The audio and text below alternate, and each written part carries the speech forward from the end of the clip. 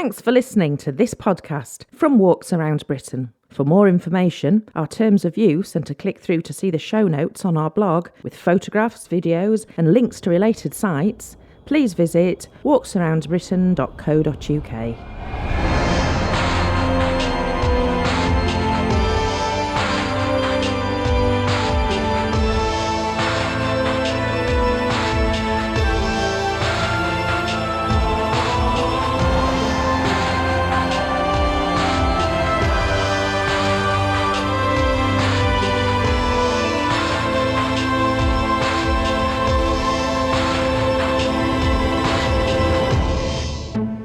In the 24th edition of the Walks Around Britain podcast, we don our backpacks and put on our long-distance walking boots as we explore the mighty Pennine Way. And we discover the mammoth job of reversing more than 200 years of damage to the Peak District and the South Pennines.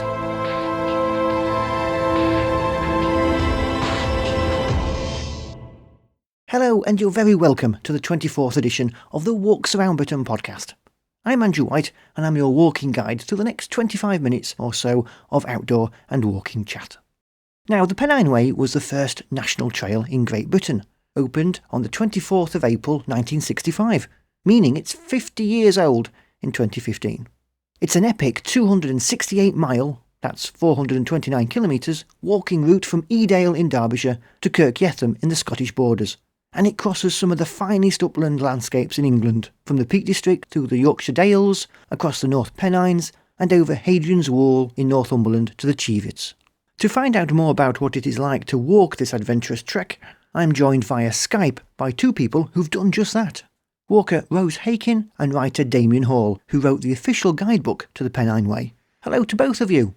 So Damian, tell me about the Pennine Way. Well, yeah, that's a big question. It's going to celebrate its 50th anniversary next year, and there's a quite well-known story, I think, about how it came into being when two American girls wrote to a newspaper here saying, is there anything like in Britain like with the Appalachian Trail? And Tom Stevenson, who was a keen walker, was a bit ashamed that there wasn't anything like that, but instantly thought, the Pennines would make I think his quote was a wild, entrancing trail. And he campaigned for many years. It took something like 30 years for it to actually come about, which is a little bit shocking, really. And of course, it was the first national trail. There are quite a few more now. So how did you get on with the trail, Rose? I loved it. I thought it was an epic adventure, really. I wanted to do it partly because of its history and because it is the oldest national trail. And also, I think it's in need of a renaissance, really, because they've done so much work on it in the last few years to upgrade the paths and to lay flagstones across the boggy areas, which are many, so that I managed to get all the way from Edale to Kirkyetham without a muddy foot. Wow. Which is really, wow. I thought that was pretty impressive, really. Because I'd heard rumours that these are old rumours, admittedly, but people used to say that you could end up to your waist very easily in bog. It's one of the things I loved about walking it was there are various sort of myths. It has a really big reputation for being, a very wet place, very boggy, and almost sort of, because Alfred Wainwright fell in a bog and we had to rescue. Hated it. Was it Black Hill, I think? Yeah. So his guidebook, he really didn't like the Pennine Way. And there's also a couple of very funny books about walking the Pennine Way, which do add to that reputation of it being incredibly tough and sort of unpleasant, basically. But when I walked it, it was absolutely wonderful in almost every way. I only got properly wet twice. I definitely got muddy footprints quite a lot though, Rose. I don't know how you managed that. That's very impressive. Well, I did it in the end of June, beginning of July, Damian, so it was very hot and dry. That was the problem that I had, actually, that it was too hot. This could be a problem, couldn't it? Keeping hydrated. So where did you stay en route, Rose?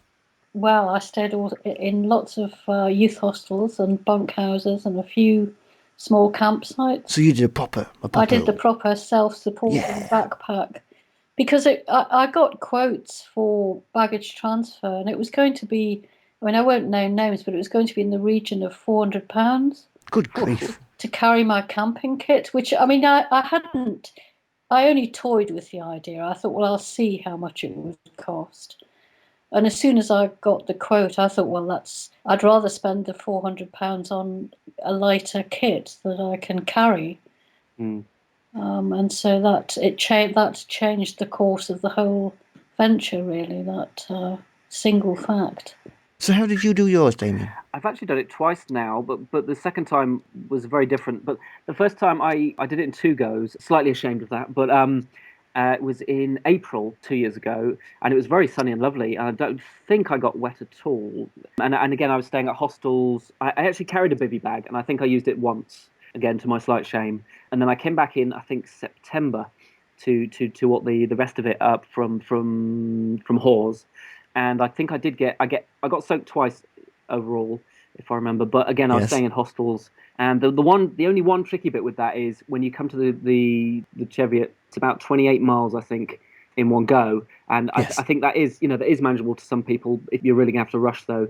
But some hostels in Byroness will sort of come and collect you, and then take you back to where you were again, and then you can sort of do it like that.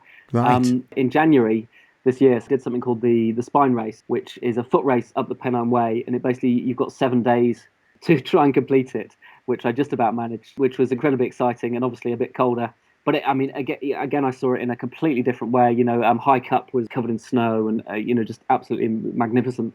Crossfell was just as horrible, but still, really exciting. And obviously Greg's Hut, that much more exciting to sort of find in amongst the snow. So that was a very different way of doing it. And obviously it was quite dark some of the time, so I didn't always see some of my favourite bits again. But and it was definitely a bit boggy. With all respect to Damian, he came fourth in the Spine Race. Wow. Which is a very impressive feat. That's fantastic. It was. Well, I do think it was. Thank you. I do think it was helpful to have known the route. I mean, some people would have recce'd bits of it, but it was sometimes, especially in the dark, where you couldn't see a sign and you're tired. It really helped to think, oh well, I'm pretty sure it's left of the bog here or right by the. And not through it like Rainlight. It was pretty exciting. Yeah. So Rose, what was your most tricky section of the walk? Between Langdon Beck and Dufton, possibly, which involved there's a place called Falcon Clints, which is just a series of huge rocks along the side of a river, and I don't know if Damien remembers them, but you don't have the option really going round them because of the river. And so you kind of have to clamber over them. And then shortly after that, there's for me anyway, quite a tough scramble up the side of Cauldron Snout waterfall. And I admit that I was nervous. I mean, if I'd put a foot wrong, it wouldn't have been a happy outcome really, because I was on my own. If I'd fallen, that would have been it really. It is a very challenging route, isn't it? And it's not to be tackled lightly. No, I'm very glad that it wasn't my first distance walk. I'm glad that I'd had 4 walks to sort of prepare for it, because it really stretched my boundaries as a hiker. And I'm sure it must have stretched Damian's as well, running it, because it's a very tough old walk. It's a tough old walk, and it got the better of quite a few people that I passed on the way. And I have to thank the people on Twitter who gave me tons of advice, and my podiatrist put me through, and my physio. I was given all these exercises to kind of keep me going and keep me sort of supple, stop me stiffening up, and that's what got me through. It is often said that with a long distance walk, it's not the first day that's the worst, it's not the second, but it's the third and the fourth days when it really starts to eat into you. Would that be your experiences, do you think? It is my experience, certainly, particularly if you haven't warmed up. If you haven't been gradually building up your exercise routine before you start. It always hits me on the third day. And unfortunately for me, I think if there was a depressing day on the Pennine Way, then there's only one, and that's the third day. Yes. Where you cross the M62. I've often heard that, yes. It's just, and there's sort of I don't want to put anybody off, but it's stunning after that. If you persevere through the third day, it just gets better and better. I've actually got a alternative least favourite section, much as I loathed to talk negatively about sort of my favourite national trail. And I was just thinking, to answer your question as well, Andrew, I'm often sort of guided by the landscapes into how tough I'm finding it. It's often mental for me, in that I remember not enjoying walking alongside reservoirs very much because it can be incredibly flat and stony. If your feet are a little bit tender, I'd rather where the landscape's changing, and often those moors are often actually quite kind to your feet, and unless there's flagstones, I suppose. But there's actually a section later on after Alston that is probably my least favourite. There's just, for some reason that I haven't fully looked into, you sort of stay down in the valley. You can sort of see the hills on either side of you, and you sort of think, I want to be up in the hills. But also, it's just very fiddly, and there's a lot of sort of farm fields and a lot of navigation. And it's a fiddly section, and you're quite tired, and you're not on the hilltops either. And I just remember finding that section. It's Alston to Greenhead. Yeah, that would be it. And then Greenhead's wonderful because you're up on Hadrian's Wall, and you're like, wow, this is incredible. But that little section gets me down a little bit, if anywhere does. Yeah. You're right. In the bits where the scenery is stunning, you never find it particularly hard, because my jaw was just open for a lot of the stretches, really, and I didn't think for a moment about how tired I was. At places like High Cup Nick and Hadrian's Wall and High Force, and they were easy, as you say, mentally, because there was just so much to see and be impressed by, really, in the scenery. So it's really easy to start the walk. You can easily get to Edale on the train. How do you get back to where you need to be after you finish the walk at Kirk Yetham? You get a very small country bus that runs every 2.5 hours. The way I did it anyway was I got the bus to Kelso, and then I had a fair old wait at Kelso for a bus to Berwick. Yes. And then you can either get another bus, which I pondered doing, to Newcastle in my case, or you can hop on the train. Luckily, Berwick is on the main line from London to Edinburgh. Indeed. So it's 2 buses to the mainline trains, basically. How did you do it, Damian? I think it was a similar journey. I did manage to get home I live just outside Bath. I did manage to get all the way home in fairly good time, like maybe late afternoon. I think I did. There was a bus the very next morning. I think Sundays are definitely tricky. I wouldn't want to finish from Pennine Way Saturday and then sort of wake up on the Sunday and think, right, I want to get home. But I think the rest of the week there are a few buses, and I did, I caught one fairly early, maybe before 8 o'clock, and I was home in fairly good time. So I did think that was sort of one of the myths of the Pennine Way that was sort of half busted in, that you sort of end up in the middle of nowhere and can't escape. But I think as long as you don't try and escape on a Sunday, then I think you should, and are prepared to get up at a reasonable time. You may well think you've earned yourself a good lie-in when you've finished. Better to be on a bus on your way home, isn't it? It probably is, yeah. One of my favourite little anecdotes was, the Border Hotel there, where everyone, with the traditional endpoint, and originally Alfred Wainwright put some money behind the bar there so that everyone who finished the Pennine Way could get a drink for free on him. The pubs still honour that themselves, and they give you a free half. I claim my drink. Fantastic. It is good for you. Well, I walked the whole thing thinking I would get a free half at the end, but of course I did. First time around, I did it in 2 goes, and I strode confidently into the bar, sort of saying, "Right, I've walked it all." They said, "Oh, actually, it's you have to do it in 1 go," which was a bit crestfallen about. But I did ask the barman. I said, how can you tell if someone's not fibbing? What if someone just walks in and goes, "Oh, I've just walked the Pennine Way." So exhausted. Well, that's what he said. "Oh, you can tell," he said. Right. I quite like. Tell with me. And of course, you guys now have to do it all again. And this time not stop at Kirk Yetham, but continue all the way on the new Gore-Tex National Trail all the way up to Cape Wrath. Well, that would be a very exciting thing to do. I would love to. I would love to do that. I suppose I always see, when I retire, the first thing I want to do is walk sort of Land's End, John O'Groats, and that would be the way I would probably do it. But if I could find a way to do that, yeah, I think so. But if I could find a way to do that before then, I very happily would. A guidebook is probably required for the whole thing. Yes. Rose, Damian, thanks for coming on the podcast today. Oh, thank you very much for having us. And you can find links to Damian's Pennine Way book and Rose's blog on the show notes to this edition of the podcast on the Walks Around Britain blog. And you can get to that by clicking through from the website at walksaroundbritain.co.uk.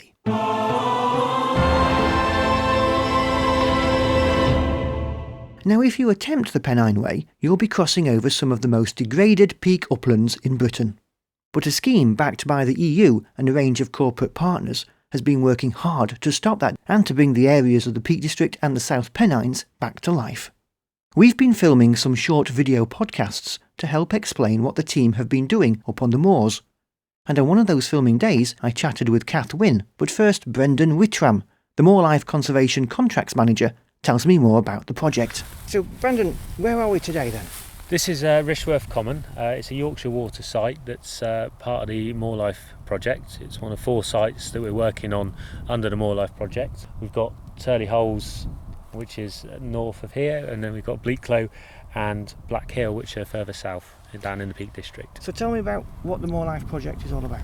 The Moor Life project is a EU funded project that offers a chance for us to protect the active bank bog that's within the Peak Districts and the South Pennines by restoring the degraded moorland that's around it, because where there's the erosion occurring on the moors, it risks further erosion, degrading the peat that's already there and washing away and the active blanket bog.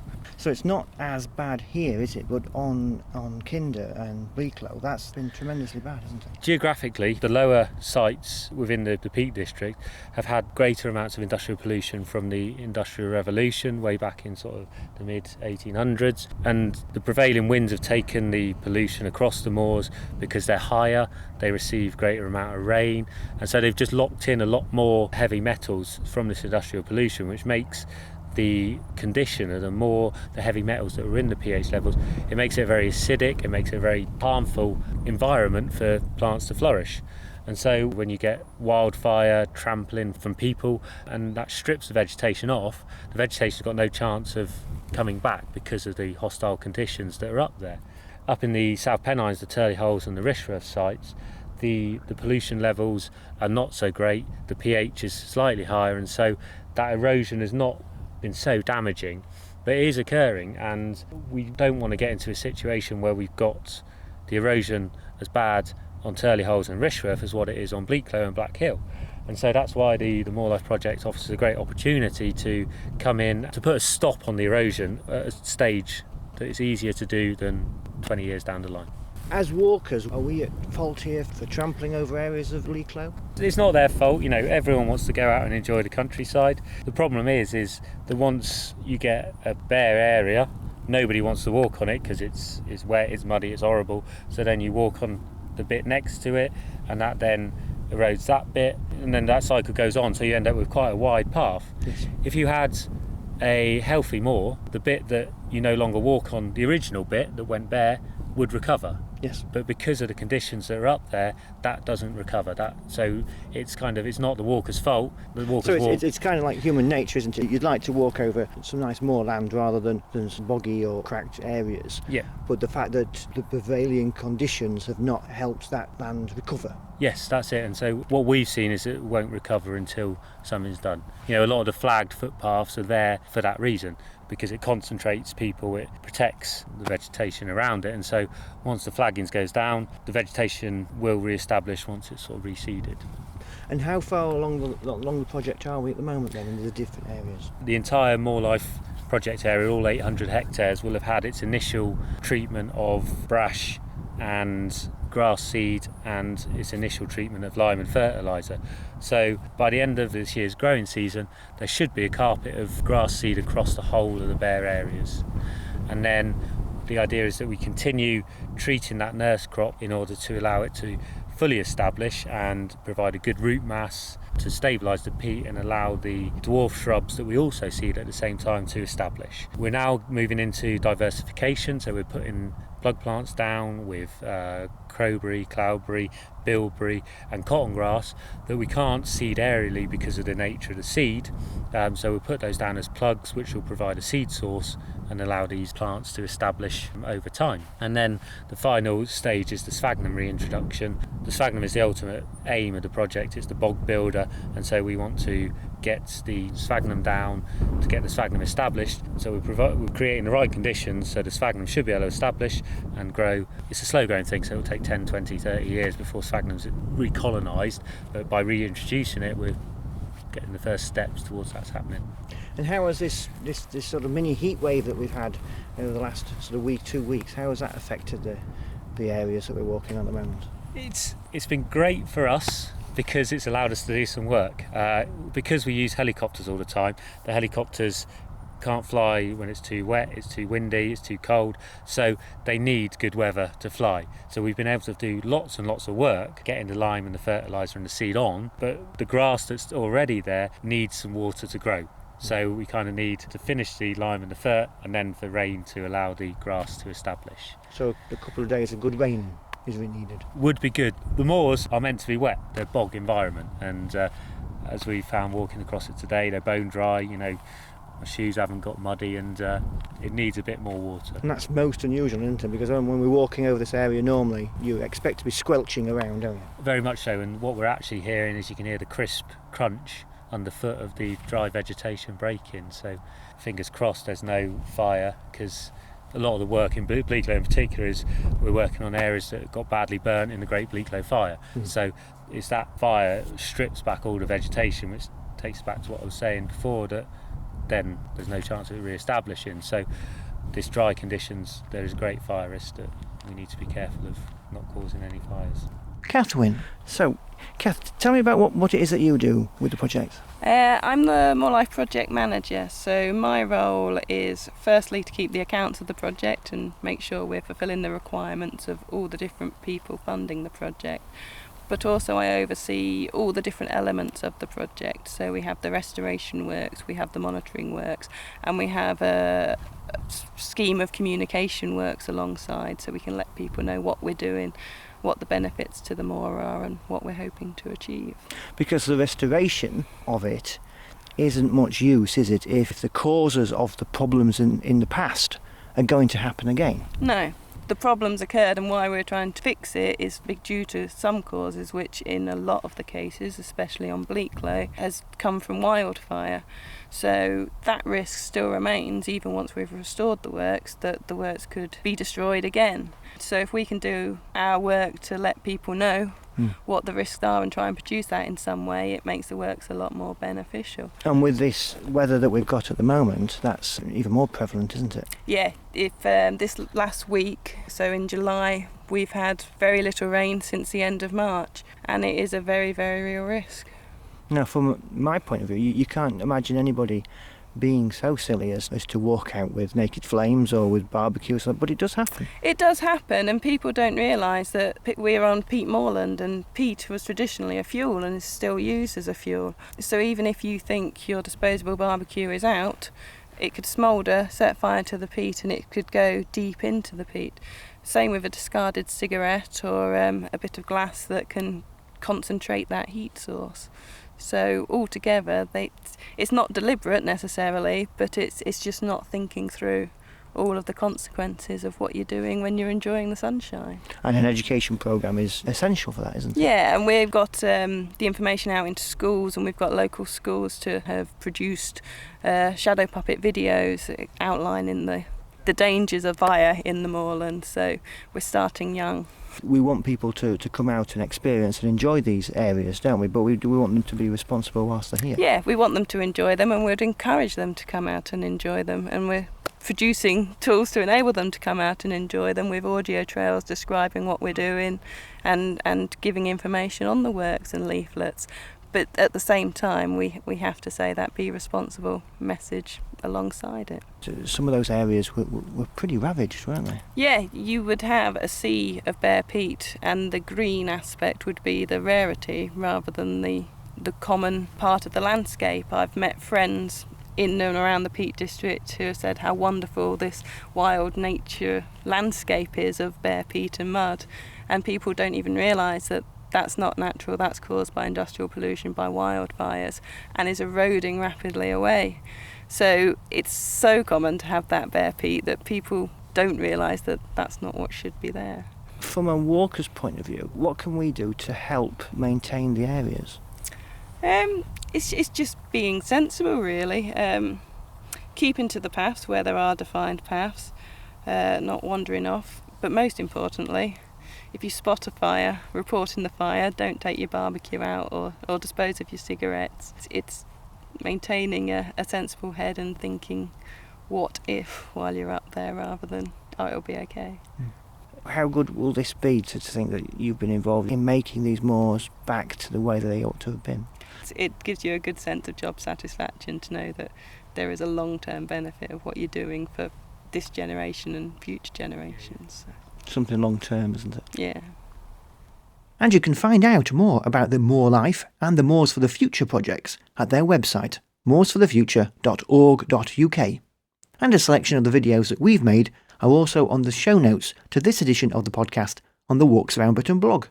And you can get to that by clicking through, as always, from the website at walksaroundbritain.co.uk.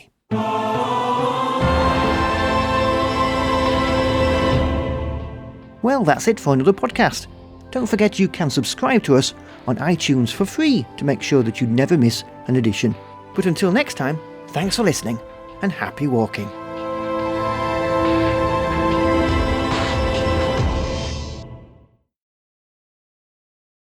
Thanks for listening to this podcast